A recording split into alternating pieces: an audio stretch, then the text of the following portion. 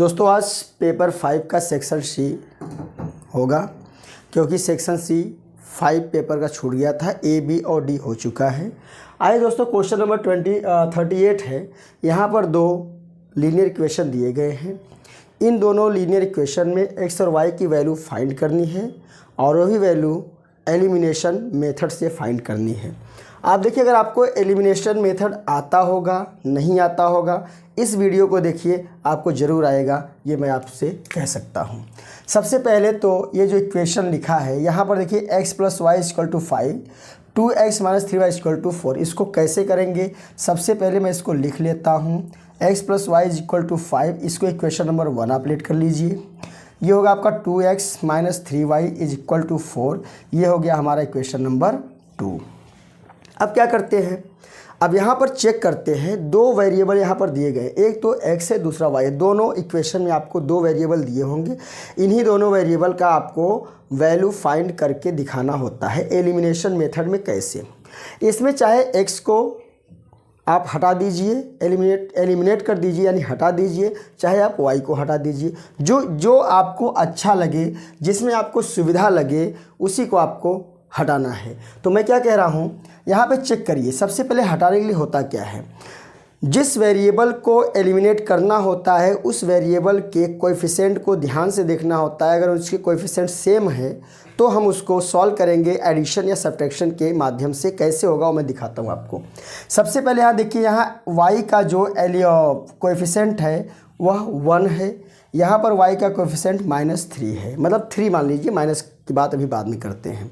तो अगर यहाँ भी y का कोएफिशिएंट 3 हो जाए तो दोनों सेम हो जाएंगे, और साइन दोनों का अलग अलग है। अगर साइन दोनों का डिफरेंट होगा तो ऐड करेंगे, अगर साइन दोनों का सेम होगा तो सब्ट्रैक्ट करेंगे। अगर 1 + 1 - होगा तो कट जाएगा, बचेगा x की वैल्यू हम सॉल्व करके निकाल लेते हैं। बस अब देखिए क्या करेंगे। इसमें 3 है, इसमें 1 है, तो फर्स्ट वाले में हम 1 का मल्टीप्लाई कर देते हैं। अब लिख भी सकते हैं कि multiplying by 1 in equation number 1। तो जब 1 का नहीं 3 का, क्योंकि 3 लाना है ना, 3 लाना है, 3 लाना, तो 3 का मल्टीप्लाई करेंगे तो पहला वाला हो जाएगा 3x + 3y = 3 × 5 = 15। दोनों बोथ साइड में इसका मल्टीप्लाई होता है। ये जैसा है वैसा इसको हम यहाँ पे राइट कर लेते हैं। = 4 हमने बोला साइन डिफरेंट है तो ऐड कर लेंगे। यहाँ लिखेंगे ऑन एडिंग। क्या लिखेंगे? ऑन एडिंग, मतलब जोड़ने पर। तो ये दोनों क्या हो जाएंगे, 3x में से 3y माइनस करेंगे तो 0 हो गया, और 3x + 2x दोनों प्लस हैं तो हो जाएंगे 5x, और 15 और 5 और 4 मिलके हो जाएगा 19। x की वैल्यू फाइंड हो जाएगी 19/5। ये हमारा एक वैल्यू फाइंड हो गया। x की वैल्यू हमको मिल गई 19/5। अब हम चलते हैं, इसी वैल्यू को उठाकर या तो आप फर्स्ट में रखिए या सेकेंड में रखिए, किसी में भी रखेंगे आपको y की वैल्यू मिलेगी। कैसे रखेंगे? मैं यहाँ लिखूंगा पुटिंग x = 19/5 इन इक्वेशन 1। तो 1 इक्वेशन में यहाँ लिख देता हूँ x + y = 5। x की वैल्यू है 19/5 + y = 5। 19/5 को राइट में लाएंगे तो माइनस हो जाएगा। इसको सॉल्व करेंगे तो 5 का मल्टीप्लाई 5 में, 5 × 5 = 25 -19 होल अपॉन 5 हो जाएगा। बचेगा यहाँ 6/5। तो हमको आंसर लिखना है x = 19/5 एंड y = 6/5। यही आंसर हमसे पूछ रहा है और ये हमारा आंसर हो गया। आइए क्वेश्चन नंबर 39 के बारे में बात करते हैं। इसमें भी दो इक्वेशन दिया गया है, लेकिन इसमें x y की वैल्यू जो फाइंड करनी है वो हमको सब्स्टिट्यूशन मेथड के द्वारा फाइंड करना है। तो करेंगे क्या, किसी एक इक्वेशन को लेंगे और किसी एक वेरिएबल की वैल्यू दूसरे वेरिएबल के टर्म में फाइंड करते हैं। मैं पहले को ही ले रहा हूँ। यहाँ लिखना है फ्रॉम इक्वेशन 1। इक्वेशन 1 लिखेंगे तो 2x - y = 1। मैं यहाँ y की वैल्यू फाइंड करना चाहता हूँ, तो -y = 1 - 2x। ठीक है, ये इधर जाएगा तो राइट हो जाएगा। ट्रांसपोज कर देंगे तो y = दोनों साइड में मैं माइनस का मल्टीप्लाई कर देता हूँ, तो ये माइनस से हो जाएगा प्लस और 1 हो जाएगा -1। अभी क्या करना है, पहले से हमने y की वैल्यू x के टर्म में फाइंड किया है, तो अब इस वैल्यू को उठाकर हमें सेकेंड में रखना है, न कि फर्स्ट में। तो लिखेंगे सब्सटीट्यूटिंग, क्या लिखेंगे? Substituting the value of y in equation 1 से फाइंड किया तो 2 में रखना है। अगर फर्स्ट इक्वेशन से y की वैल्यू x की वैल्यू फाइंड करते हैं तो इस वैल्यू को उठाकर सेकंड में रखेंगे, सेकंड से 5 फाइंड करते हैं तो फर्स्ट में रखेंगे, बात ध्यान रखना है। तो मैं क्या करूँगा, यहाँ पे सेकंड में इक्वेशन लिख देता हूँ, 5x + 2y = 25। अभी y की वैल्यू हमने फाइंड किया तो x को ऐसा ही रखते हैं, 2 × y की वैल्यू है 2x - 1 = 25। आगे हम सॉल्व करते हैं, 5x + 2 का मल्टीप्लाई 2 में 2 2 = 4x - 2 1 = 2 = 25। अब आगे मैं सॉल्व कर रहा हूँ, 5x 4x मिलके दोनों प्लस है तो 9x होगा, और -2 को राइट ले जाएंगे, तो 25 + 2 हो जाएगा। x = 27/9, यहाँ मल्टीप्लाई था, यहाँ डिवाइड हो गया, 9 3 = 27, x की वैल्यू आ गई 3, एक वैल्यू हमको मिल गई। अब इस वैल्यू को उठा के किसी भी इक्वेशन में आप रखिए, मैं फर्स्ट में ही रख देता हूँ, पुटिंग x = 3 in 1, मतलब 1 इक्वेशन में, तो हो जाएगा 2 × x की जगह हम रखेंगे 3, -y = 1, 6 - y = 1, -y = 6 को राइट साइड ले जाए, माइनस होगा, -y = -5 एंड y = हो गया 5। दोनों तरफ अगर माइनस है तो दोनों माइनस कट के हो जाएंगे प्लस, तो हमारा आंसर आ गया x = 3 एंड y = 5। यही हमारा जो हमको आंसर फाइंड करना था वो हमको मिल गया। दोस्तों क्वेश्चन नंबर 40 है, find the sum of first 51 terms of an AP whose second and third terms are 14 and 18 respectively. यहाँ पे हमको सेकंड एंड थर्ड टर्म दिया है और एन की वैल्यू भी दिया है। क्या करेंगे हम, जो हमको वैल्यू दी गई सबसे पहले उसको हम लिख लेते हैं। यहाँ n = 51 है और सेकंड टर्म है, मतलब a2 = है 14 और a3 = है 18, तो d = हो जाएगा 18 - 14 = 4। ये तो आपको पता ही होगा। तो फर्स्ट टर्म हमारा a1 हो जाएगा, देखिए सब में 4 4 का डिफरेंस है, तो इसमें से 4 माइनस करेंगे तो बचेगा हमारा 10। तो जो फर्स्ट टर्म होगा हमारा 10 हो जाएगा। फ्रॉम हमको एक फार्मूला पता है सम के लिए, from Sn = n/2 2a + n-1 × d। ठीक है, तो S 51 निकालना है, तो 51/2 2 × 10 + 51 - 1 मल्टीप्लाई 4। इसको सॉल्व करेंगे तो 51/2 ब्रैकेट में 2 10 = 20, यहाँ बचेगा हमारा 50, 54 = 200। अब इसको सॉल्व करेंगे तो 51/2 × 200 में 20 प्लस करेंगे तो 220 आएगा, हो गया 222 से डिवाइड करेंगे तो 110 आएगा, यानी 51 × 110, तो हो जाएगा हमारा S 51 = 0, 11 1 = 11, कैरी 1, 11 5 = 50, 5 1 56, 5610। यही हमसे पूछा था। दोस्तों क्वेश्चन नंबर 41 है, एक ट्राइंगल है जिसके वर्टिसेस ABC दिए गए हैं और यहाँ पे राइट ट्राइंगल है, are the vertices of a right triangle if angle A 90 degree है, तो हमको K की वैल्यू फाइंड करें। देखो कैसे होगा, ये राइट ट्राइंगल हमको बनाना है।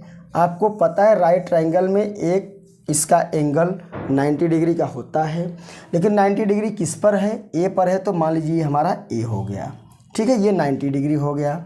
उसके बाद आप यहाँ B रख सकते हैं और यहाँ C रख सकते हैं, वहाँ B यहाँ C रख सकते हैं, आप फ्री हैं, यू आर फ्री। तो A का जो कोऑर्डिनेट है, वर्टिसेज है, कोऑर्डिनेट वर्टिसेज है 1 7, कोऑर्डिनेट नहीं। B का जो है वो है 2 और 4 और C का जो वर्टिसेज है वो है हमारे K और 5। हमको इसी K की वैल्यू फाइंड करना है। देखिए इसमें बहुत सिंपल सा है, ये राइट एंगल ट्राइंगल अगर बनता है तो राइट एंगल ट्राइंगल में अगर यहाँ पे देखो 3 साइड होती है, तीनों साइड के नाम होते हैं। 90 के सामने का हाइपोटेनस होता है, इसको आप समझिए हाइपोटेनस होता है। ये वाला हमारा परपेंडिकुलर हो जाता है और नीचे वाला हमारा क्या हो जाता है, बेस हो जाता है। अगर हमको परपेंडिकुलर, बेस और हाइपोटेनस में हमको क्या निकालना है, के की वैल्यू निकालनी है, तो एक हम फार्मूला लगाते हैं, थ्योरम होता है पाइथागोरस थ्योरम से। ठीक है, क्या होता है, पाइथागोरस थ्योरम से। तो यहाँ हम लिखेंगे बी हमारा 2 4 है और सी है K 5 बराबर है। तो देखिए क्या करेंगे हम, अप्लाइंग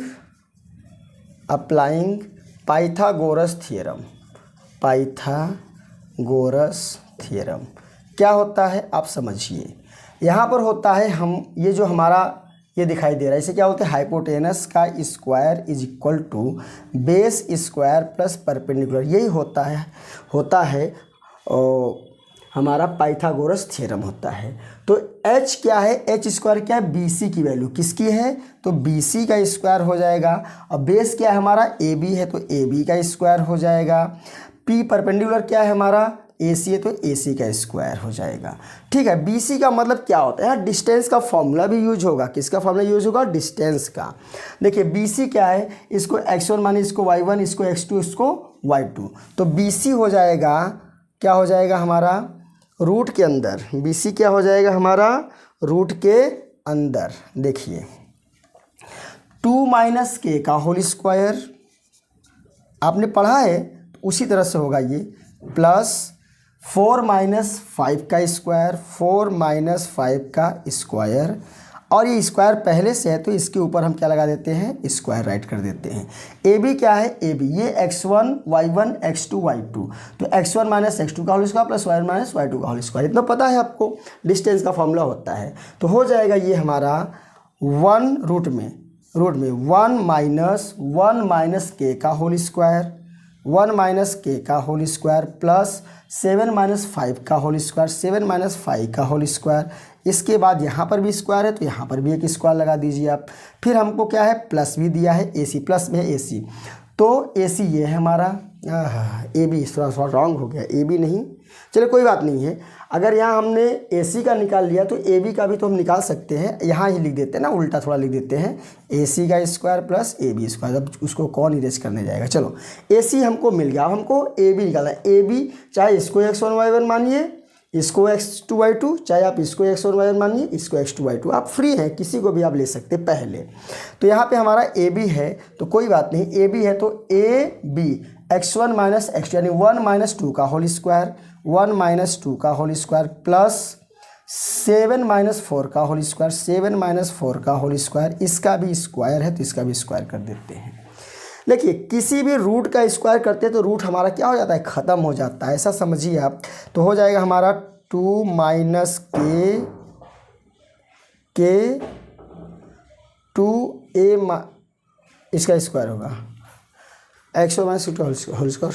तो 2 माइनस के का होल स्क्वायर प्लस 4 माइनस 1 क्या होगा, माइनस 1 बचेगा, इसका स्क्वायर इज इक्वल टू, ये भी रूट हट जाएगा तो 1 माइनस के का whole square plus 7 minus 5 equal to 2 का होल स्क्वायर प्लस 1 यानी माइनस 1 का होल स्क्वायर प्लस 7 माइनस 3 का होल स्क्वायर। अभी हम सॉल्व करेंगे, a माइनस बी का होल स्क्वायर लगाएंगे तो a square plus b square minus 2ab, तो 4 प्लस के स्क्वायर माइनस 2 2 जा 4k प्लस 1 माइनस 1 का स्क्वायर, फिर 1 स्क्वायर माने 1 प्लस के स्क्वायर माइनस 2k प्लस 2 2 जा 4 प्लस यहाँ पे 1 प्लस 3 3 जा 9, इतना लंबा आएगा।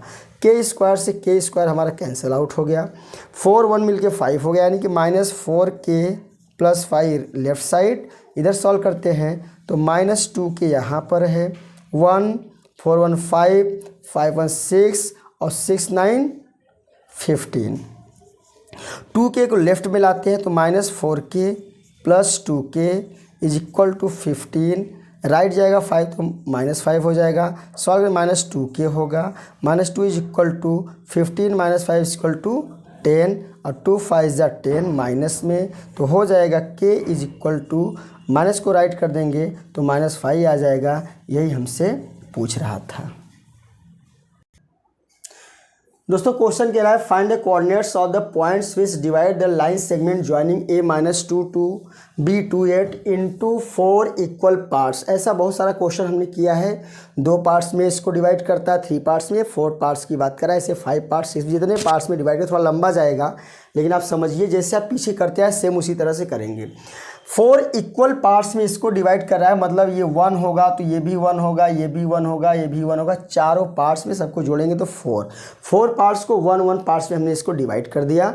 अभी आप समझिए यहाँ पर ए और बी का कोऑर्डिनेट दिया है, लेकिन हमको 3 पॉइंट और बीच में आएंगे जो कि सी होगा, डी होगा, ई होगा। सी का हमने एक्स वाई मान लिया, डी का हमने एम एन मान लिया और ई का हमने पी क्यू मान लिया। कुछ भी आप इसको लेट कर सकते हैं, कंसीडर कर सकते हैं। तो सबसे पहले हमको पॉइंट सी का निकालना है, डी का निकालना है और ई का निकालना है, बस यही निकाल देना है तीनों का, बाकी 2 का तो पता ही है। ये तो पूछ रहा है कोऑर्डिनेट्स पूछ रहा है, पॉइंट के कोऑर्डिनेट्स पूछ रहा है, यानी कि सी का कोऑर्डिनेट्स क्या होगा, एक्स वाई तो है, लेकिन उसका नंबर वाला वैल्यू कितना होगा, एम एन कितना होगा, पी क्यू कितना होगा। तो तीनों पॉइंट का निकालते हैं। मैं लिख रहा हूँ यहाँ पे फॉर पॉइंट सी, तो यहाँ पे फार्मूला होता है, जैसे देखिए m1 इज इक्वल टू 1 और m2 इज इक्वल टू 3। कैसे, देखो अगर C पॉइंट की बात करते हैं तो C से पहले ये जो इसका डिवीज़न वाला पार्ट है कितना है, 1 है, और C के बाद यहाँ तक जाते हैं हम, कहाँ तक जाते हैं, सॉरी ये B है, B तक जाते हैं तो कितने हैं 1 2 3, तो m1 1 होगा और m2 3 होगा, m2 3 हो गया।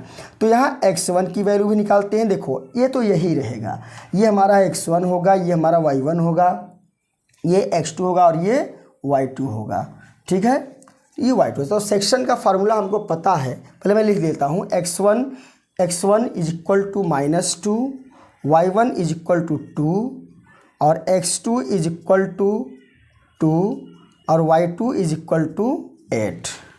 सेक्शन का फार्मूला होता है x is equal to m1 x2 plus m2 x1 upon m1 plus m2।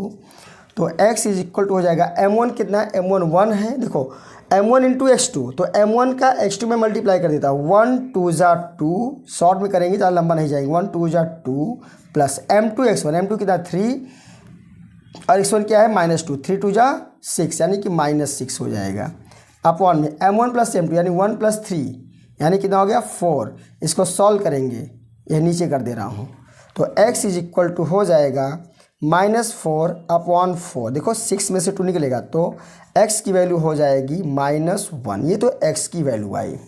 Same इसी तरह से y is equal to m1 y2 plus m2 y1 upon m1 plus m2, क्या हो जाएगा, देखिए m1 y2, ध्यान दीजिए m1 y2, 8 1 जा 8, m2 y1, ये m2 कितना है 3, m2 y1 3 2 जा 6 और 3 1 1 3 4 हो, कितना हो गया 14 अपॉन 4, 2 2 जा 4, 2 7 जा 14, y वैल्यू आ गई 7 अपॉन में 2। ये 2 हमको मिल गए, किसके कोऑर्डिनेट हमको मिल गए, किसके कोऑर्डिनेट मिल गए, C के कोऑर्डिनेट मिल गए।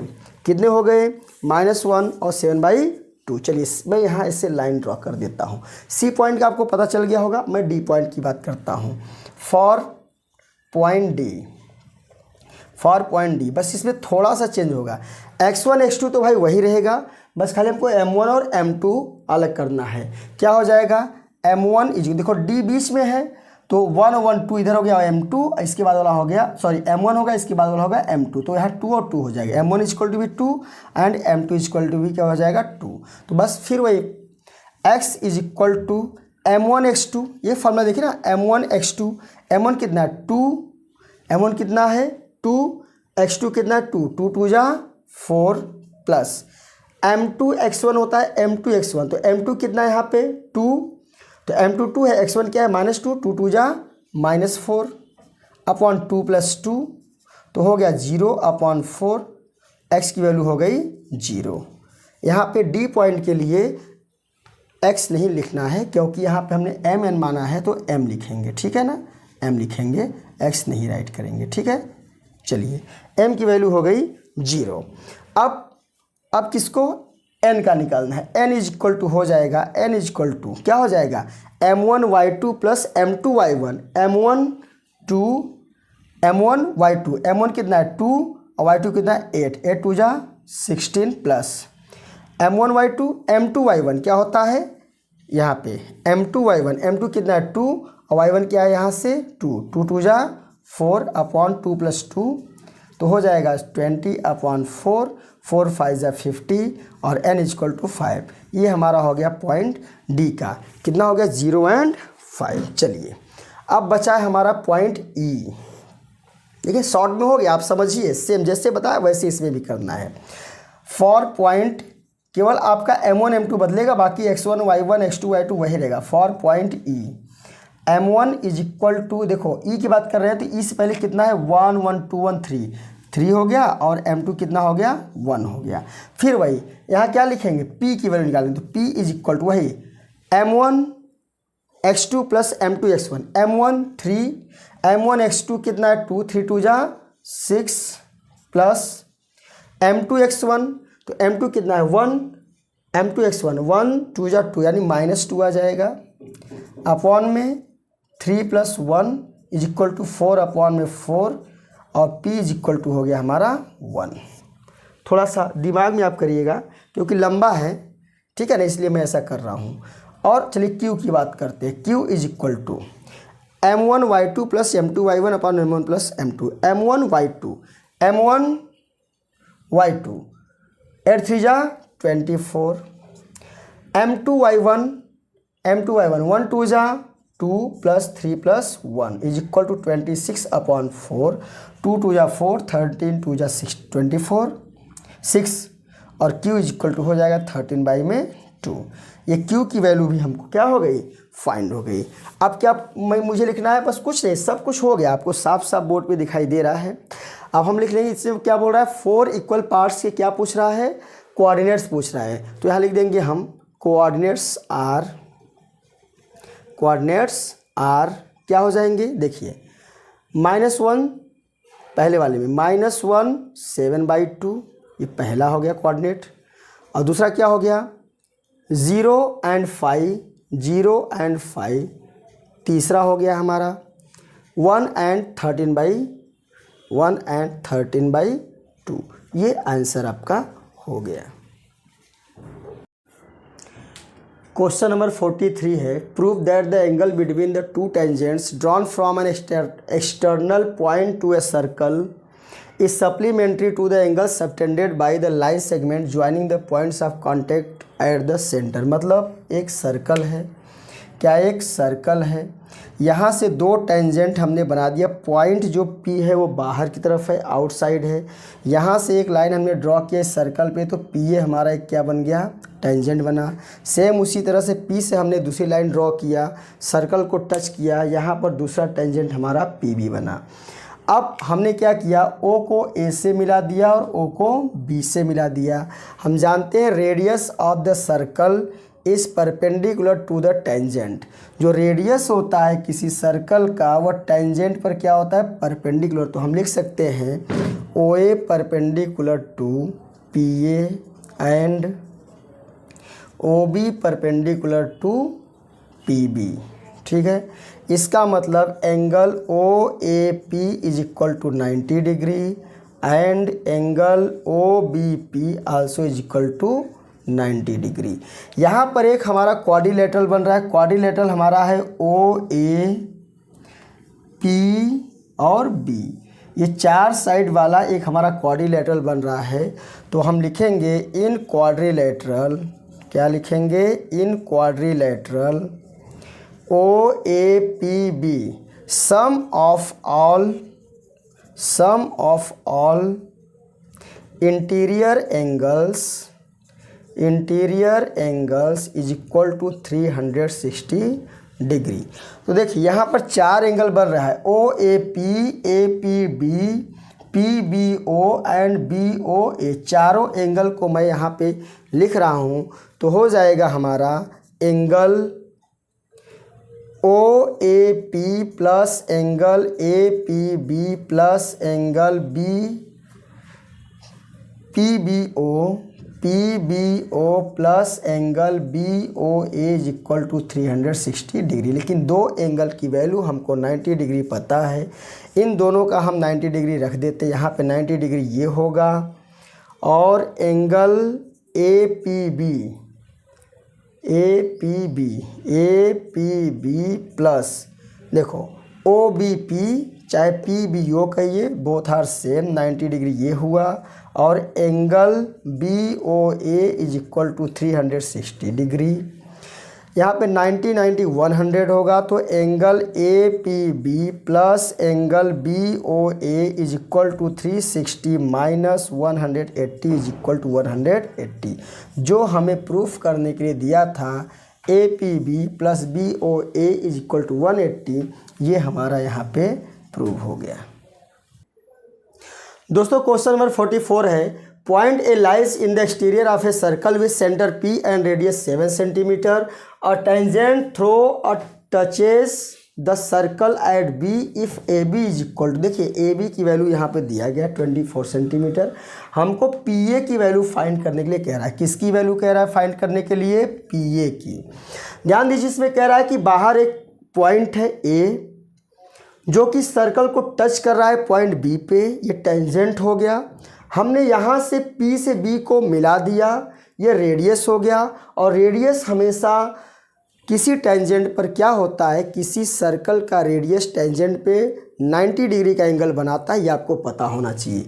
यहाँ पर जब ये 90 डिग्री का एंगल बना रहा है तो इसके सामने वाला हमारा हाइपोटेनस हो जाता है, ये परपेंडिकुलर होगा, ये बेस होगा। तो पाइथागोरस थ्योरम मैं लिख रहा हूँ, in triangle A P B applying Pythagoras theorem. क्या अप्लाई करेंगे? Applying Pythagoras theorem. तो पाइथागोरस थ्योरम क्या होता है? थ्योरम हमको AP की वैल्यू फाइंड करना है, तो 90 के जस्ट सामने की जो लाइन होती है वह हाइपोटेनस होती है, तो ये हमारी हाइपोटेनस होगी। तो हाइपोटेनस इज इक्वल टू होता है रूट में, हाइपोटेनस इज इक्वल टू होता है रूट में बेस का स्क्वायर प्लस परपेंडिकुलर का स्क्वायर। अब क्या करेंगे, AP की वैल्यू हमने यहाँ पे x मान लिया है, ये x हमने मान लिया, तो x इज इक्वल टू हो जाएगा x is equal to AB की वैल्यू हमको पता है कितना, 24 सेंटीमीटर, इसका स्क्वायर कर देंगे प्लस BP की वैल्यू कितनी है, BP की वैल्यू है 7, तो 7 का स्क्वायर कर देंगे। ऐसा मैं कर दे रहा हूँ और बाहर हम सेंटीमीटर स्क्वायर लिख देते हैं इसमें ही, ठीक है ना, क्योंकि दोनों में सेंटीमीटर, ये भी सेंटीमीटर स्क्वायर हो गया। तो 24 का स्क्वायर करते हैं, तो 24 का जब हम स्क्वायर करेंगे तो 576 आता है, 49 आता है सेंटीमीटर स्क्वायर। इसको ऐड कर दीजिए आप, तो हो जाएगा आपका 5 to 625, इसका स्क्वायर रूट लेंगे तो आपको मिलेगा 25 सेंटीमीटर। तो पूछ रहा है PA की वैल्यू क्या होगी, तो PA is equal to 25 centimetre हमको मिल गया। ये this is our required answer. दोस्तों यहाँ पे हमको डेटा दिया हुआ है, ये क्लास इंटरवल है 0 10 10 20 20 से 30, और इस तरह से हमको फ्रीक्वेंसी दिया गया है। यहाँ पे हमें इस क्वेश्चन का मोड पूछ रहा है। मोड के लिए जो फॉर्मूला होता है L plus F1 minus F0 upon 2 F1 minus F0 minus F2 into H होता है। सारे जितने भी ये हमको नंबर दिए गए, सारे नंबर की वैल्यूज़ पहले हम यहाँ लिख लेते हैं और फार्मूले में रख के सॉल्व करते हैं, हमको मोड मिल जाएगा। सीधी बात, इसमें जो फ्रीक्वेंसी होता है, फ्रीक्वेंसी जो हाईएस्ट फ्रीक्वेंसी होती है उसको हम देखते हैं। तो हाईएस्ट फ्रीक्वेंसी कितनी है? 20 है। तो हाईएस्ट फ्रीक्वेंसी 20 है, तो इसमें जो हमारा ये क्लास इंटरवल का जो सबसे छोटी लिमिट होती है वो हमारी क्या हो जाती है? L हो जाती है। और इस इंटरवल के बीच में जितने का डिफरेंस होता है वो हमारा क्या होता है? H होता है। उसके बाद ये हमारी हो जाएगी फ्रीक्वेंसी F1 हो जाएगा, ऊपर वाला F0 होगा, नीचे वाला क्या होगा? F2 होगा। तो मैं यहाँ से राइट कर लेता हूँ, F0 is equal to 12, F1 is equal to 20 and F2 is equal to 11। बचा क्या? कुछ नहीं। मोड इज इक्वल टू हो जाएगा, सारी वैल्यूज़ मैं यहाँ पे रखता हूँ, 40 प्लस F1 कितना है? F1 हमारा है 20, F0 कितना है? 12, अपॉन 2f1, 2 का f1 मल्टीप्लाई करेंगे 22 जा 40 माइनस f0 12 माइनस f2 फिर कितना रखना है 20 रखना है। और यहाँ पे हमें h की वैल्यू रख देनी है, h की वैल्यू हमारी क्या है 10 है। इसको थोड़ा सा सॉल्व करते हैं। 40 plus 20 minus 12 equal to 8 upon 40। देखो 20 और 12 मिलके हो जाता है 32, दोनों माइनस है, ये प्लस है। 40 में से 32 को माइनस करते हैं तो बचता है हमारा 8 और यहाँ मल्टीप्लाई हम 10 कर देते हैं। ठीक है, तो नहीं यहाँ पे क्या है f0 कितना है 12 और यहाँ पे हो जाएगा f0 12, f2 हमारा 11 है, f2 हमारा 11 है ना, ये गलत हो गया, f2 क्या है 11 है। अब देखिए क्या बचेगा, यहाँ होगा 10 10 23 और 40 में से 23 जाएगा तो 17 आएगा। ठीक है, इसको सॉल्व करेंगे तो 40 प्लस 10 8 जा 80 अपॉन 17। इसको सॉल्व कर देंगे, एलसीएम ले लेंगे, दोनों का एलसीएम आ जाएगा हमारा क्या 17 और 17 का मल्टीप्लाई 14 करेंगे तो 68 होगा। 680 प्लस 80 अपॉन 70, तो इसको ऐड करेंगे तो हो जाएगा 760 अपॉन 17। अब जब इसको हम सॉल्व करेंगे तो 760 अपॉन 17 का हो जाएगा 44.70, यानी मोड जो हमारा होगा वो मोड हो जाएगा 44.70। पहले से इसको हमने डिवाइड करके रखा था इसलिए यहाँ पे 44.70 आया। दोस्तों इस सेक्शन का आखिरी क्वेश्चन है 46। अ cartoon consists of 100 shirts of which 88 are goods, 8 have minor defects and 4 have major defects. Jimmy, a trader, will only accept the shirts which are good, but Sujata and the trader will only reject the shirts which have major defects. One shirt is drawn at random from the cartoon. What is the probability that number 1 it is acceptable to Jimmy, it is acceptable to Sujata? समझिए, total shirt, जितना shirt कह रहा है पहले मैं उतना लिख देता हूँ।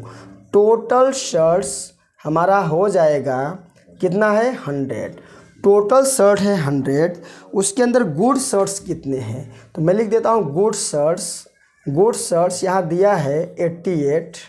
ठीक है, उसके बाद क्या कह रहा है 88 है और डिफेक्ट शर्ट 8 है। माइनर डिफेक्ट वाले कितने हैं, माइनर डिफेक्ट वाले कितने शर्ट हैं 8 शर्ट हैं।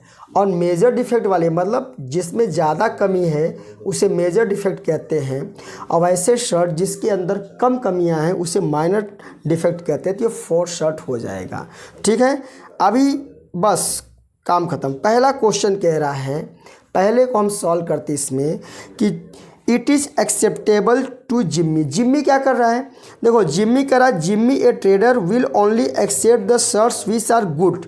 जिम्मी केवल गुड शर्ट को लेगा, डिफेक्ट वाली शर्ट को नहीं लेगा।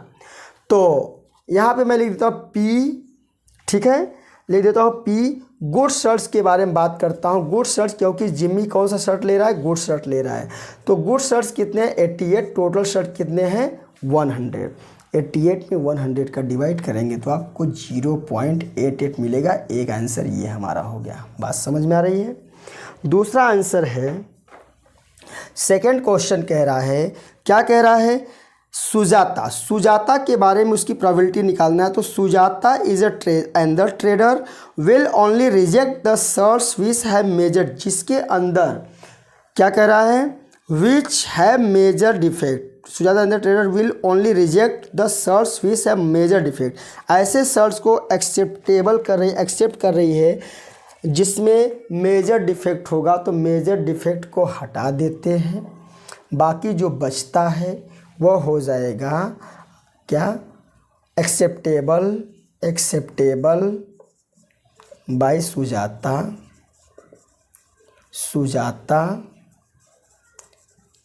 इज इक्वल टू कितना बचा 96 अपॉन 100 डिवाइड करने पर 0.96 आ जाता है। ये दोनों क्वेश्चन हमारे हो गए। तो दोस्तों आज के हमारे वीडियो में बस इतना ही। आगे हम लेकर मिलेंगे पेपर 6 का सेक्शन बी। तब तक के लिए जय हिंद।